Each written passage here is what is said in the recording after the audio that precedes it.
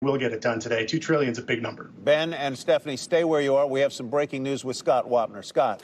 Tyler, thank you very much. It plays right into the conversation, in fact, that you are having right now with our guests, and it's the topic of a call that was held between President Trump, the vice president, and a number of investors, Paul Tudor Jones, Steve Schwarzman, Jeffrey Sprecher, Daniel Loeb, and Robert Smith. The substance of that call, according to sources, first of all, I'm told that it was constructive and that the general idea was that the economy cannot be allowed to crash, that this won't be permanent, and that we need what was described to me as a thoughtful approach and even perhaps a date-certain approach to getting back to business. The president today was discussing perhaps Easter as the time frame that he was looking at, but it's a delicate balance of everything that has to be considered about when to try and put the economy back to work and take care of those people who are sick now, and then the waves of people that are still expected in certain cities like New York City to still be falling ill and going to the hospital. But that's at least what I'm told from sources was the substance of that call today between the president, the vice president, and a number of the very biggest investors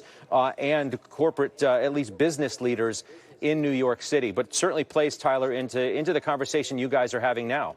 It really is, Scott, and to the panel as well, not just a question of when, but how. How do you do it responsibly and get the economy, the service businesses, the retail businesses back on their feet slowly? How do you send people back to work? Whom do you send back to work? Under what circumstances? Do you take their temperature every time they walk into the building?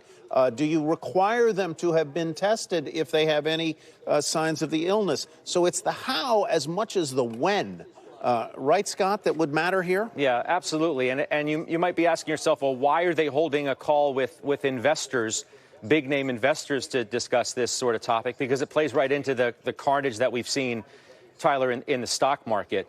One follows the other. You get the economy back to work and people back to work, and then you can have some idea of when we can come to an end of the tunnel on this, get the economy performing so that people can start figuring out what businesses are going to be doing what and when, and what earnings are going to start to be some point down the road. So there's a lot of concern. It's not just the CEOs of Fortune 500 companies who are figuring this out. It's some of the biggest name investors, supporters of the president, notably or otherwise. We've known that Steve Schwarzman is a supporter of the president. He's been in the cabinet room during meetings at some point, and he's been one of his closest, financial voices and financial advisors throughout the whole thing. But others on this list are either running organizations, they're running funds, they're thinking about when the economy is going to get back to work. Nobody wants to see the stock market go through any more pain, more than it's already been through, whether it's the big investors running hedge funds or those watching us at home every day wondering, when the bleeding, so to speak, is going to stop in the market. When you think about as they invest in going out of business. Ben White, let me button this up this way, and maybe, Stephanie, if you want to jump back in. I'm going to ask a dumb question. If the economy is going to be up and running at some level of capacity within 3 weeks' time, why do we need a $2 trillion stimulus package? Yeah, we don't. And that's why it's kind of ridiculous to talk about this idea that we're going to be back up and running in 2.5 weeks. And I can't tell you, Tyler, how awful the politics are of the idea that President Trump is on the phone with these billionaire investors who are losing money in the stock market and want all the plebes and the blue-collar folks to go back to work. These are all people who can easily socially distance themselves and work from Greenwich or the Hamptons or anywhere else, telling everybody else that they should go back to work and put themselves at risk of getting this virus, overwhelming the hospital system, perhaps hundreds of thousands of people dying. It's just an unbelievable. I don't think that was the substance, Ben. Frankly, I think that's a little unfair. I don't think that these people on the call, by any way, shape, or form, were pleading with the president and the vice president to open the economy so that they would stop losing money at the. Let me finish. Let me finish. I don't think this was all to do that, to stop the economy from tanking, to stop the stock market going down, so they wouldn't lose money at the expense of other people who would be forced to go back to work.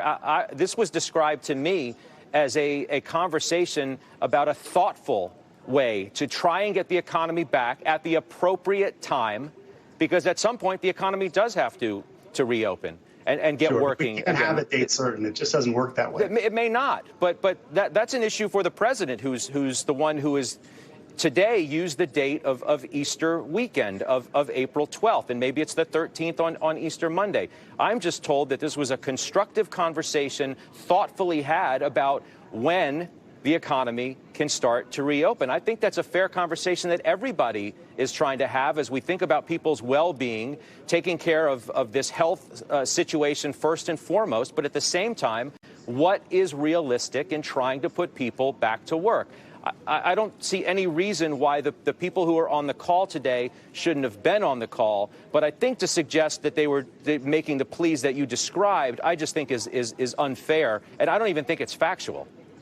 Well, it sounded to me from your reporting like that's what they were suggesting, that Trump needs to put a date out there for people to get back to work, and that, it's critical for the stock market for that to happen. And these are obviously big investors. So, maybe, I misconstrued your accounting of it. But I'm just saying there's a reason that hashtags like not willing to die for Wall Street are trending, because people do not want to be forced back into their offices. A lot of them want to go back to work, but they want to go back to work and know that they're going to be safe and that we have a handle on the virus. And they don't want to go back because big investors are pressuring the White House to open the economy faster than the health experts say would be safe. I think everybody would agree with that. The feeling I got is that this wasn't that tone in any way, shape, or form. I truly didn't. I wasn't in the room and I wasn't on the call, but at least the feeling that I got from sources was that this was a constructive conversation, thoughtfully had. Don't forget, Ben, you know as well as I do, there's a difference between public President Trump and private President Trump. Public President Trump, when he's giving speeches, and you could hear the force in his voice last evening during the news conference in saying, this is not, we're not built to be shut down. You could sense the tone and the urgency in him wanting to get the economy back to work. But there's also a different side of the president when he's speaking to people more privately. And look, it was described to me as a thoughtful conversation. And you'd have to figure that the president is talking well beyond the borders of a small Wall Street coterie of hedge fund managers and private equity people like Steve Schwartzman. But these are people who do have a deep understanding of the economy, no matter whether they are fabulously wealthy or not. And they're concerned about the broader effects. And I am sure about the strain to the social fabric and to society if the economy grinds to a halt or is kept artificially in that induced coma that I've been hammering on here for a long time. I think there's concern there. I'm sure that the administration is talking to people in other industries, whether it's the auto business or technology or medical or manufacturing of other kinds of things. I'm sure they're having all kinds of conversations to this end. Can't we all agree that we want everybody to be safe and healthy, and at the same time, we want to try and figure out a responsible way, in a responsible matter of time, to get the economy back performing, to get people back to work? And it's a conversation that should be had with everybody, the medical experts, business leaders. What makes sense? You can't snap your fingers and tell a company to open its business tomorrow. There are people displaced. The workers are in some cases furloughed. It takes a little bit of time to get people back. Let's have a responsible conversation about it. And that's what I'm told that this was. The hard thing here, in part, I think we can all agree here as we try and find common ground on this. As Stephanie, you've been amazingly polite and quiet there. I don't mean to have all these big guys' voices overwhelm you there, but let me just make this point. One of the concerns here, or one of the disconnects here, is the idea that we want to get the economy moving in a responsible way in 2 weeks, in 3 weeks. And on the other side of the ledger, we are hearing from the governor of the state of New York, we're hearing from the governor of California, that it is precisely at that time that the medical systems in those states may have the greatest crunch of cases. So you've got a really tricky needle to thread there. Stephanie, I'm going to give you the last word. Oh, I'll take it. I think, the sentiment that Ben was talking about is extremely real. And every time that policymakers or Wall Street or businesses or anyone ignores it is when we run into problems. There's a lot of people that do not trust Wall Street, that do not trust corporations. It's systemic. And so the idea that that folks can have these conversations and be part of strategizing how to thread that needle without a ton of skepticism is why we don't have a stimulus in the first place. And so I think being really delicate here is really necessary. All right, folks, thank you very much. Spirited conversation to all. Scott, thanks for your reporting. Ben White, Stephanie Miller.